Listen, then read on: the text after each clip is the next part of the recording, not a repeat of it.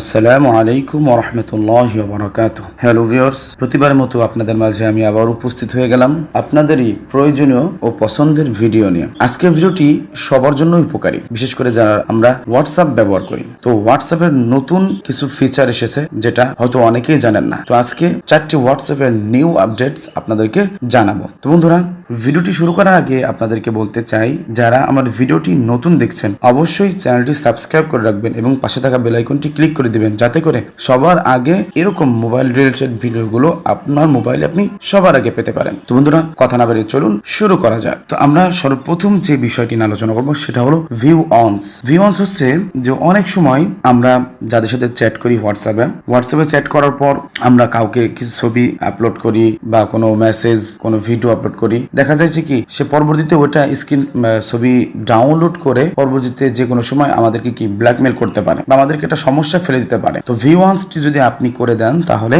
সে শুধু ওই ছবিটি একবারই দেখতে পারবে, একবারের জন্য দেখতে পারবে, সে না পারবে স্ক্রিনশট দিতে, না পারবে সেটি ডাউনলোড করতে। তো চলুন বন্ধুরা, প্রথম নাম্বারটি জেনে নিই। এর জন্য প্রথমে আপনি আপনার হোয়াটসঅ্যাপ আপডেট আছে কিনা দেখে নেবেন। প্রথমে হোয়াটসঅ্যাপে ঢুকে যাব।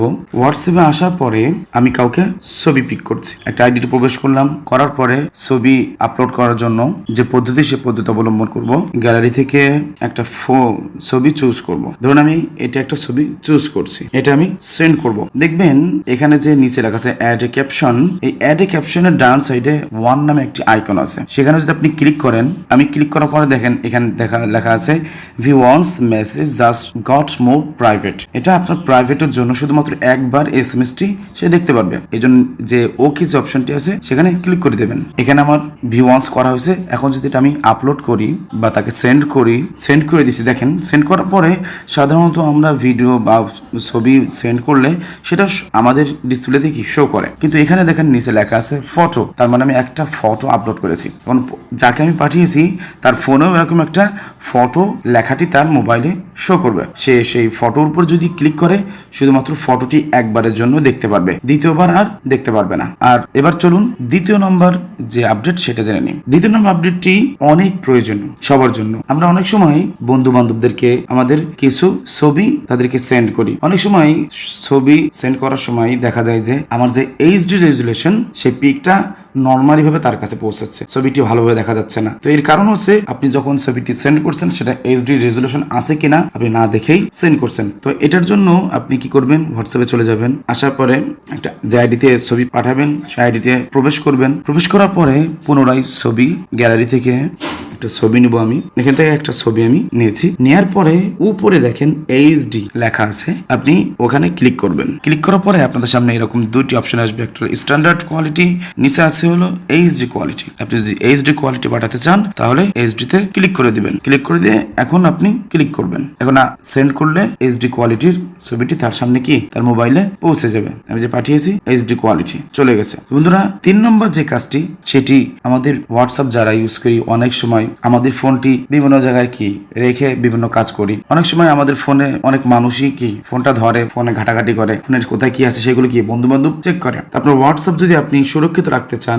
যে আপনার ফোনটি কেউ যদি নেওয়ার পরে আপনার ফোন প্রবেশ করে ফোনের গ্যালারিতে যে আপনার ফোনের ভিতরে ঢুকে যদি হোয়াটসঅ্যাপে প্রবেশ করে, তাহলে অবশ্যই সে কি একটা লক করা থাকবে। আপনার হোয়াটসঅ্যাপটা আপনি লক করতে পারবেন। এর জন্য আপনাকে কি করতে হবে, আপনি আবার হোয়াটসঅ্যাপে চলে যাবেন। হোয়াটসঅ্যাপে চলে যাওয়ার পরে উপরে যে 3 আইকনটি আর দেখছেন সে এখানে ক্লিক করবেন। এখানে ট্যাপ করার পরে সেটিংসে প্রবেশ করবেন। সেটিংসে আসার পরে আপনি চলে যাবেন 2 নম্বরে দেখবেন প্রাইভেসিতে ট্যাপ করবেন। প্রাইভেসিতে আসার পরে নিচে স্ক্রল করলে দেখতে পাবেন অ্যাপ লক, এখানে ট্যাপ করবেন। দেখবেন এখানে লেখা আছে when enabled you will need to use fingerprint, face or other unique identifiers to open WhatsApp. You can still answer calls if WhatsApp is locked. আপনি এই অ্যাপসটি আপনি ফিঙ্গারপ্রিন্ট, ফেস লক বা অন্য কোনো লক দিয়ে আপনি কি এটা লক করতে পারবেন।